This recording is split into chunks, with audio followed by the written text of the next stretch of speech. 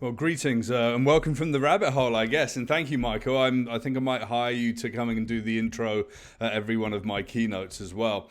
So, yeah, my name's Nikolas Badminton. I'm a futurist. I'm English. I'm based in Toronto. I'm a naturalized Canadian. And I help my clients look out 5, 10, 20 plus years into the future so that we can start to consider how our strategic plans can be thought and deepened today, how we can consider bigger goals for our companies, and how we can start to explore unknown futures so we can identify and anticipate the risks that are ahead of us. And today, this keynote is going to kind of dive into a little bit more around the changing state of the internet and digital experiences as well. So this is about experiences and experience futures. This is about the relationship that we all have with the internet, but also have with the digital world and all of the people that are in our physical spaces. And that's what's really interesting. You know, we've heard, Web3 has got the potential to change everything. These metaverse realities, these metaversal changes that we're seeing. And this keynote was put together based on a number of years of personal experience. I jumped on the internet in 1992. I've been following VR and AR, a lot of nascent technologies from the very get-go. I've chatted to lots of people that research right back from that period of time. And I've got friends that work in the deep, dark rooms and all of these biggest companies in the world with unlimited budgets that are trying to push the boundaries of what's happening. So I'm going to share what I think critically about how the world is changing and where we're likely to go. Now, I started off at a very young age, about the age of 8 years old, by reading books like this. This is the Osborne Book of the Future. And this book really helped open my mind to technological futures that might come in the year 2000 and beyond. And it was everything from like Hyperloop, living on the moon, living under the ocean, wearable computing robots at home, self-driving cars, and everything like that. And it was an interesting way to really ignite my mind to start thinking about our futures. 8 years old, and around about the same time I started using my father's laptop in a cold store warehouse in a cheese-making facility. And the laptop was very different from what we saw today. But really, the computing and technical aspects really ignited my curiosity of what we may become. But what we've got, and this is what all of your clients and everyone in the room is struggling with, is that we've got a poverty of imagination. And in the futures design world, this is something that we recognize and we work to really fight. The poverty of imagination means that we don't sit down and start to be curious and explore new ideas. It's generally not what we do. We think about operational plans. We think about the next one week, 3 months, 18 months, our strategic plans for the next 3 to 5 years. I come from a strategy background. I'm an ex-management consultant, ex-advertising agency guy. I'm used to those cycles. As I stepped forward into futures design, I realized that once we get super curious around the world and we start to play games around how the world is changing, that we can start to make progress faster than ever before. Now, I run the Futurist.com think tank, and that's a website that actually started in 1993 with my mentor, Glenn Hinsra. And what we do is we look at signals, and this keynote today is around the signals in the world that indicate the world is going to change. And then I identify trends and then start telling stories and scenarios of what may be. And we're going to see some evidence of that in the examples that I share today. And then we explore futures and speculations of what might come. So the craft that I have, it's not about prediction, it's about speculation. It's not about strategy, it's about pure exploration. And it's not about hyperbole, and the media can certainly drag us into all of the exciting ways that the world could be different. This is about discipline and really about questioning what's going to happen and what could potentially come next.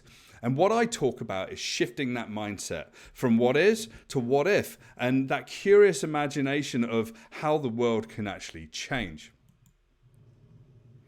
So we're finding ourselves immersed in digital lifestyles. It's pretty difficult to really escape from the mobile devices that we have, all the screens that surround us as we walk through airports, we walk down the streets, and we see all the kids glued to the screens. Oh, I'm nearly 50. I'm glued to the computer probably 15, 16 hours a day. This probably isn't good, but I've sort of born into this world a little bit right from those early days when I started to pick up the laptops and started really jumping on the internet and thinking differently. But I want to just take us through some of the changes over time and sort of the things that have really ignited our curiosity around technology as we've traveled through this world.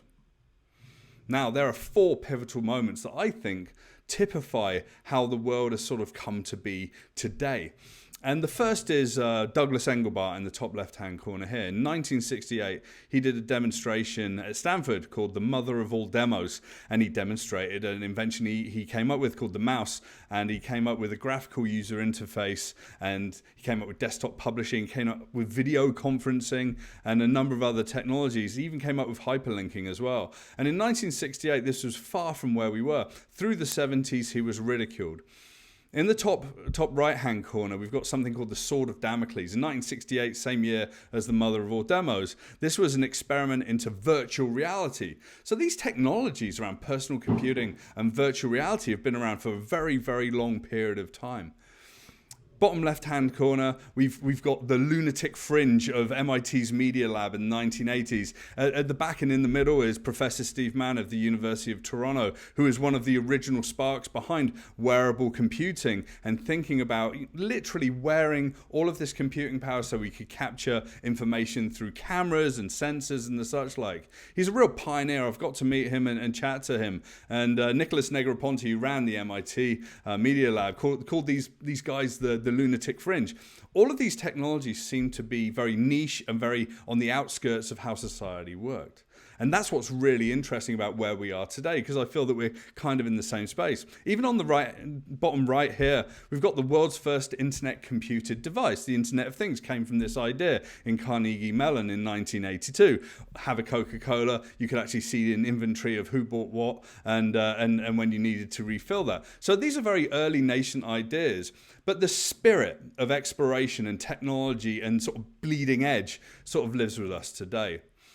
I think one of the biggest turning points was when we actually saw the National Science Foundation network really come to pass. And this is where the public internet came from. When I first got on the internet in 92, 93, I literally dialed in via a green screen on a Sun Micro computer to navigate my way through a Norwegian university's archives. Within 2 or 3 years, the public internet was alive with all sorts of new experiences from events and bands, and businesses didn't know what to do at that period of time. Creatives had started to really think about what could happen. I think the creative class that we see really coming out of the worlds of Web3 and the such like are so important to the vibrancy and the initial ideas of what our digital experience could be. In the past 25 years, all of these companies came to pass, and they exist. Everyone from TikTok to Freelancer.com, Airbnb, Unity, Valve, Magic Leap, and some of the early pioneers in augmented reality are there. And even payment systems like Bitcoin and even M-Pesa that were many years ago in Africa enabled the unbanked to do banking as well. And behind this was a backbone of data. And data has been so prevalent in life. In fact, I dedicated the majority of my life to building huge database systems and behavioral tracking systems as well. And today we see more data being created every single year. In fact, by about 2023, 2024, we're going to see about 175 zettabytes of data created each year. And that's a growth of around about 61% year on year. There's going to be more data available for us to tap into, but it's going to be difficult to do that without some help.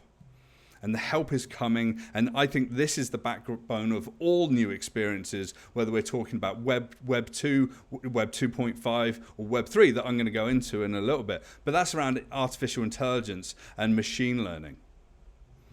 And I think the epitome of that is something called sensor fusion, and we see this in self-driving cars. Here's a video from Tesla's full self-driving car technology. And what this does, it takes in all the information from the world, it helps the car sense and be a kind of sentience out on the road. Now, it's not perfect. Only about 7% of drivers out there with Teslas are actually using this. This is very controversial to be out there in the real world. And if you think about a 17-year-old kid passing his driving test very quickly after their birthday and jumping in a car, they're way, way better than any kind of artificially intelligent machine. So we're still in the early days. And I actually think that we're kind of like at the point of technology and connected world and artificial intelligence that a 2-year-old is in terms of understanding the world, learning to read and write, and really operating. It's got a personality, it's playful, and I think that we should really embrace that as well.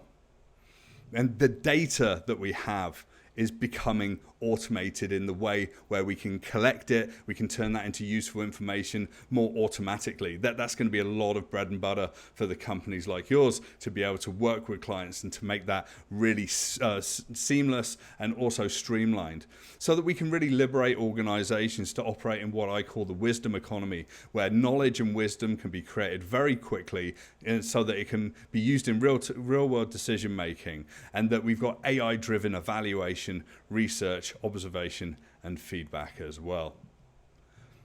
But now we've got the web.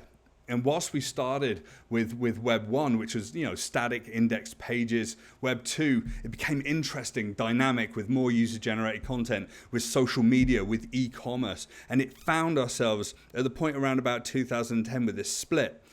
Off we were into Web 2.5, and Web 2.5 really is where we've got platforms as a service, and we've got the explosion of cloud computing and the processing and storage and transference of data behind that. And also the emergence of mobile and devices like iPads and iPhones and other devices as well. And really it became something where you could actually read and write to the internet in a much more seamless way. But again, at 2010, there was these early ideas around what decentralization could be, how that world could actually work. And with the idea of decentralization, with tokenization as well, and the idea that you could prove ownership of something, whether that's a cryptocurrency or a particular kind of owned asset, then you can actually think about how that works in different dynamics. And I like to call Web 3.0 the speculative internet. We've seen sort of the meltdown that's happening in the cryptocurrency world, and I'm not going to go into that here, but it's kind of natural to find ourselves in these new technologies, to find ourselves a point of reckoning. And I truly believe in 2022, we're at a point of reckoning on cryptocurrencies, of Web 3, the idea of the metaverse and the such like. But when I think about these experiences of Web 3, I like to think about it this way. We've got the internet and mobile, e-commerce, payments, video games and virtual worlds, social media, virtual and augmented reality, potentially headsets that we wear, and maybe cryptocurrencies and decentralized finance, surrounded by the processing power of machine learning, tapping into data that's moving and being generated faster than ever before. And this ecosystem is really interesting to look at because it's very, very complicated. And I'm a technical architect, and I don't tell many people that because I don't like standing in server rooms and designing huge systems anymore. But it's incredibly complicated. When I chat to clients, we cannot underestimate how complex it is. And I think that change management and design is going to be really important as we step forward. But there's some huge promises. And this is kind of a challenge for us as well. Maybe we can bank the unbanked and we can move money more seamlessly. Maybe we can provide more equity and equality. Maybe we can solve identity problems that we see today with normal technologies. Maybe we can have these immutable records of data that can not be erased, and we can use that as evidence in audit and beyond. Maybe we can have complete anonymity where we need it and where we protect the consumer. And maybe we remove vulnerability through the network effect. And there's huge implications as well. I mean, these are the implications that we try and solve. Problems with taxation. I was chatting to a federal minister around thinking around taxation implications of NFTs and cryptocurrencies recently. And we're right on the forefront of trying to really, put a stick in the sand and work out where we're going. How about transparency and audit? Governance, loyalty programs. We've chatted a lot about this, and listening to what Shauna was sharing, I think loyalty is going to become incredibly important going forward. And to join with that, we've got consumer and retail experiences, especially in events, music and gaming. And banks, I think, are one of the most interesting places to look right now because they can see some huge potential in some of these, decentralized ledgers, aka blockchain kind of technologies, to help them with the execution of their operations, data management and analytics, custody of records and identity, the staking of data and funds. Anti-money laundering is a huge area for this, as is cybersecurity. And here we can actually see all of the banks and the different kinds of technologies that they dig into. I'm going to share all these slides with you afterwards, and you'll be able to dig a little bit more into what's happening. But it's kind of interesting where we are today. We're starting to think about smarter experiences, how we can empower consumers, and it's not so easy. I mean, we can look at the internet any day, and there's all sorts of scams and problems and difficulties and explosions of value here and there, and collapses at the same time. It's interesting times. As a futurist, we like to look at these transforming times and also collapse, and also start to think about how we can really face our limits and disciplines and move beyond that. And that's why I think that we're a reckoning today. Now, smart contracts are something that live at the heart of things like non-fungible tokens, which we've seen through everyone like Beeple selling artwork and the such like, all the way through to event tickets. And smart contracts are ultimately just programs stored on the blockchain, on decentralized ledger technology that run when predetermined conditions are met. So a smart contract is ultimately a very smart piece of code that is executed that determines that you're an owner of a particular asset. Maybe there's a token of value associated with that, or maybe it's something that you just own for life, or something that the Ethereum founder Vitalik Buterin calls, a soul-bound token, something that can't be removed.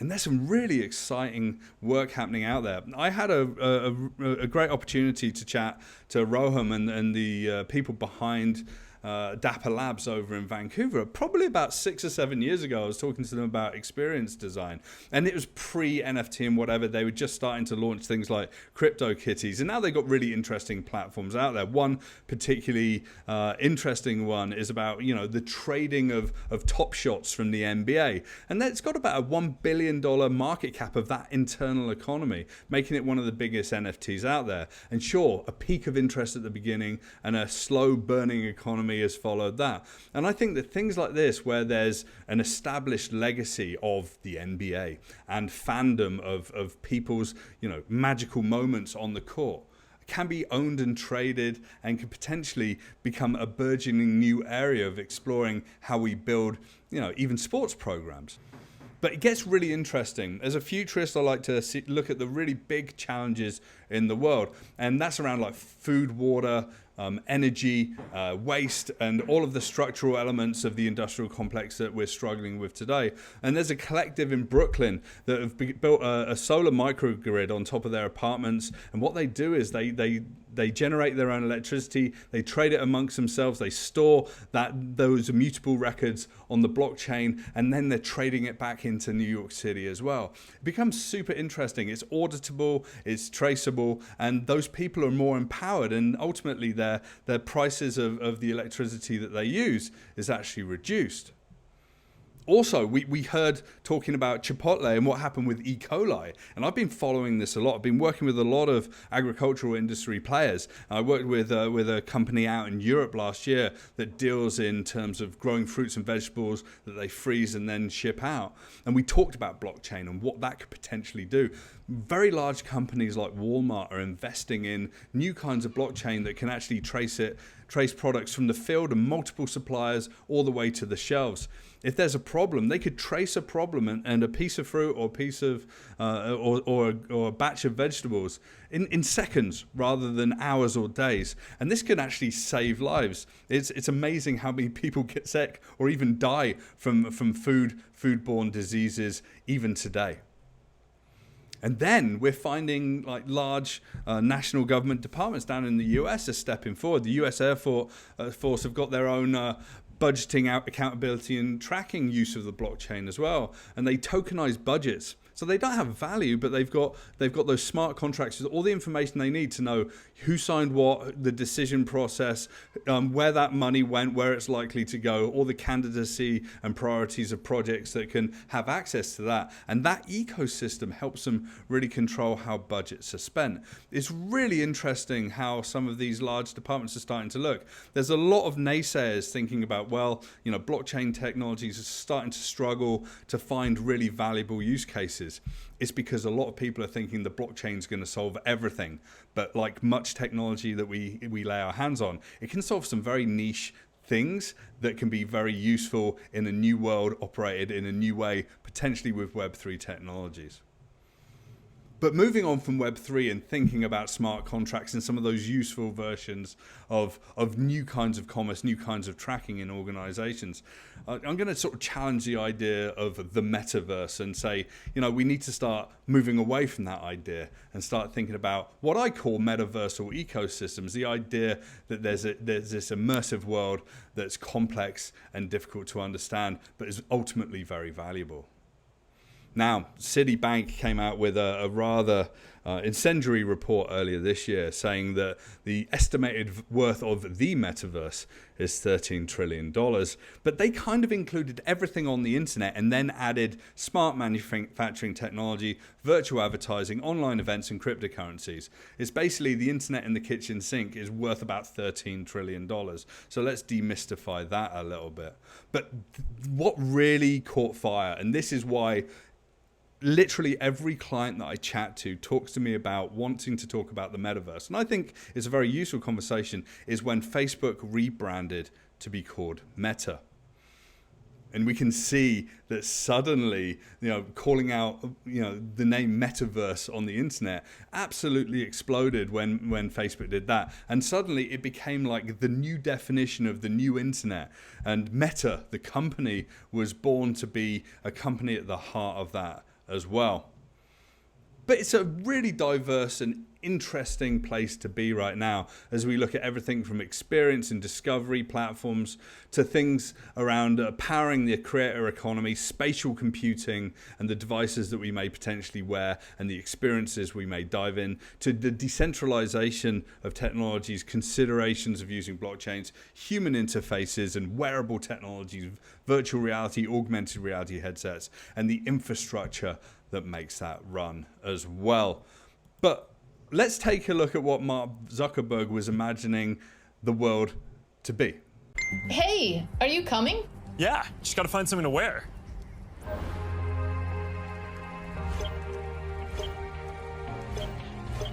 All right, perfect. Boy. Oh, hey, Mark. Hey, what's going on? Hi. Mark. What's up, Mark? Whoa, we're floating in space? Uh-huh. Who made this place? It's awesome. Right? It's from a creator I met in LA. This place is amazing. Boz, is that you? Of course it's me. You know I had to be the robot, man. I thought I was supposed to be the robot. Oh, Mark Zuckerberg likes to make a joke out of himself. I mean, very powerful man, a real visionary in social media. I guess a real visionary when it comes to thinking about new metaversal experiences. And all the videos you'll see from any of the big companies that talk about these metaverses that could exist out there are fantastical and probably not possible today. But there's a lot of work that needs to be done. In fact, Mark Zuckerberg spent a huge amount of money rebranding the company and really building up the idea of metaverse or new worlds. I mean, he said that it's going to take years, potentially over 10 years, to start realizing any kind of value from building these new worlds. Some products might not be seen for 15 years. And he spent so much money in launching his virtual world Horizons. We're still only seeing around about 300,000 people there. But, over time, we can start to see more experiences and more value coming from that. I kind of liken it to when Facebook pages came onto the social media platform there. And I was working in advertising. It's like, oh, we need a page, we need a page, we need a page. And maybe that's some of the conversations that we're going to have with clients going forward. It's like, we need a place in Horizons and maybe other platforms. And this is the challenge. Hardware is very, very difficult. It's taken a long time to get to a point where we've got high definition of virtual reality and immersive experiences that are pre-packaged and not necessarily that real time. But there's also interesting ideas within Meta, the company, around things like Project Aria we see on the right here, which is fully immersive, multimedia, hardcore augmented reality glasses that we just wear like normal glasses. We're already starting to see cameras in Ray-Bans with Facebook connections, Snapchat glasses and the such like. So it's kind of interesting. But this is what people are trying to solve behind closed doors.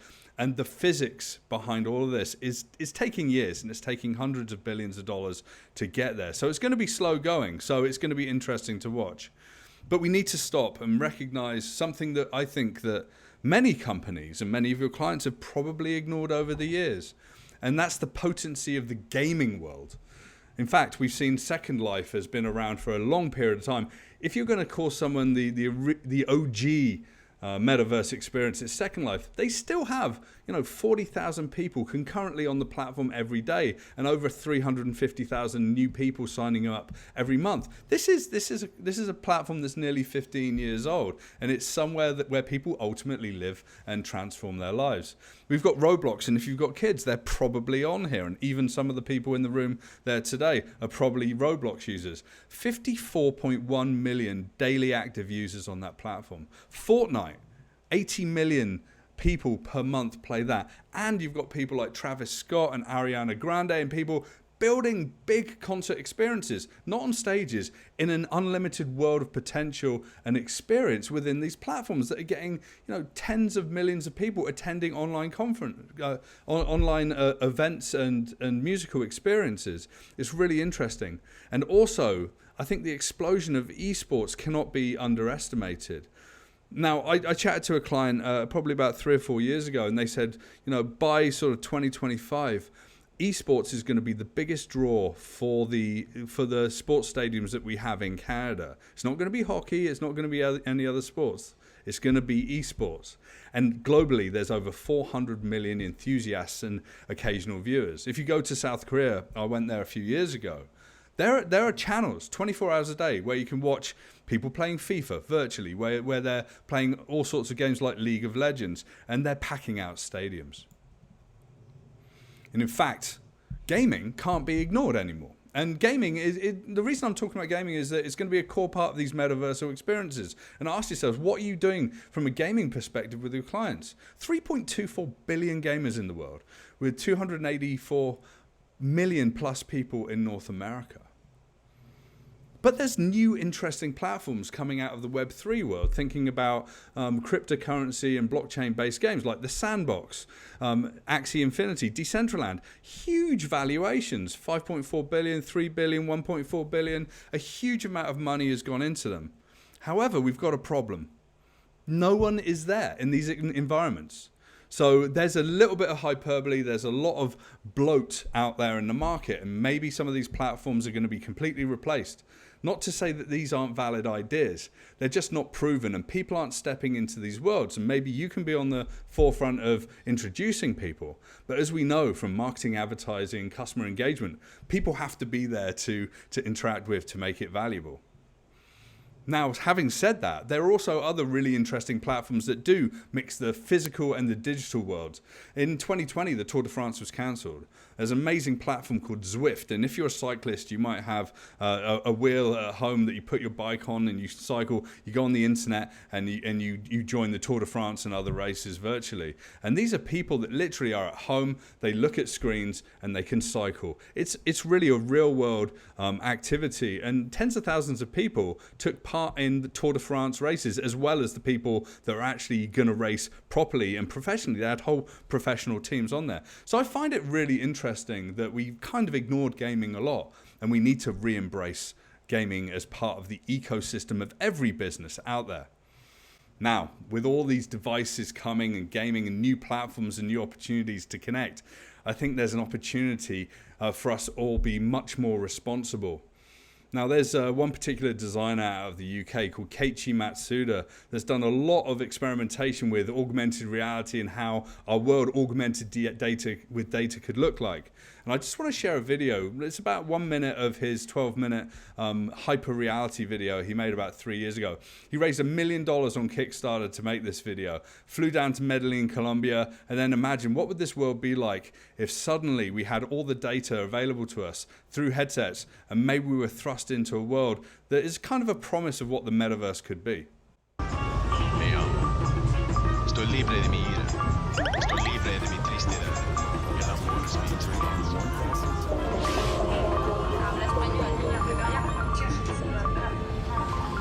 Adiós. Olá, me chamo Maria.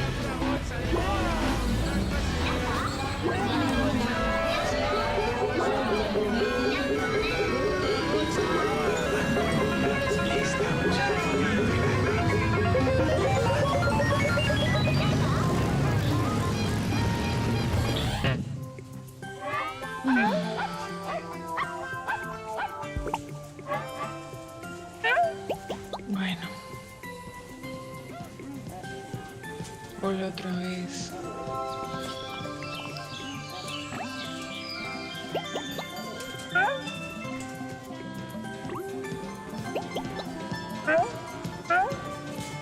Ay no, cállate. The last part of our lives that hasn't been captured by people has been our faces and our emotions. I think that we need to be really wary of that as we start to think about ethics and bias and privacy going forward. Really important.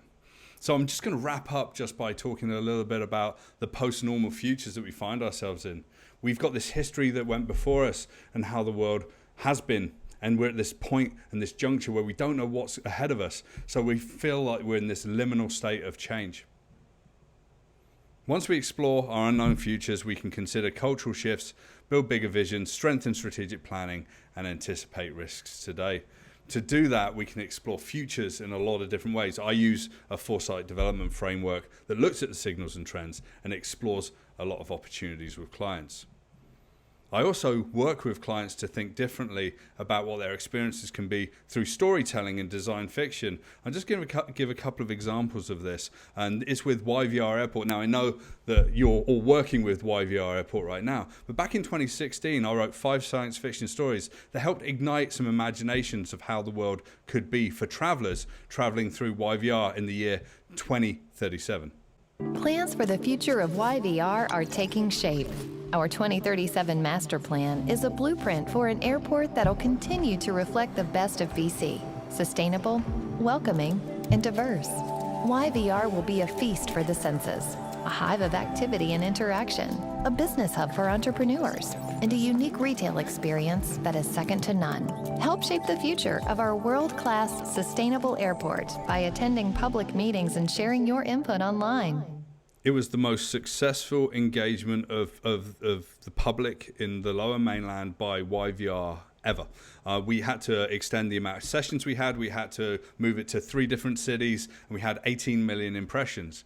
And what's really interesting with this is now, this year, Pier D, which is a new experience, kind of feels like this immersive, augmented reality-driven world where there's not a vertical forest in the middle of the terminal, but it's something that looks very much like the futures that we imagined. Now, it's really interesting where we are today. I've touched a little bit on Web3 and the potentiality of that. I've touched a little bit on, metaversal realities and how we can look at complexity in whole new ways.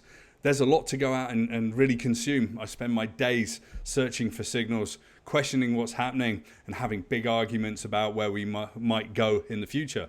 We have to consider that we live in a world of Web 2 and Web 2.5, and we can't forget them. We can also look for opportunities in those worlds with Web 3 and these metaversal experiences that we can potentially explore. And I really invite you to shift your mindset from what is to what if and what might be and how the world might work. Thank you very much.